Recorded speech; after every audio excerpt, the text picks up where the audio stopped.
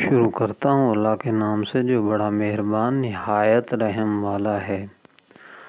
امیر کوفہ اسحاق بن محمد صباح کے یہاں لڑکی کی ولادت ہوئی۔ پتہ چلا کہ وہ لڑکی کی پیدائش پر بہت رنجیدہ ہے، کسی سے نہیں ملتا، نہ ہی مبارکباد وصول کرتا ہے۔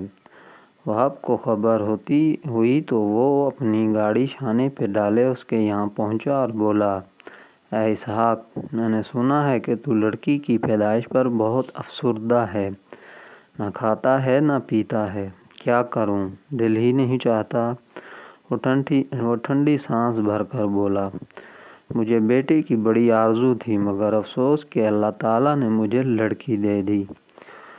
کمال ہے، وہب نے بے ساختگی سے کہا، تو اس پر راضی نہیں کہ اللہ نے تجھے صحیح و سالم بیٹی دی ہے؟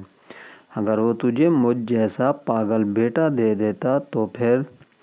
اسحاق کو اس کی بے ساختگی پر ہنسی آ گئی، لیکن وہ اس کی تہ میں چھپی ہوئی حکمت کو جان گیا اور خدا کا شکر بجا لایا۔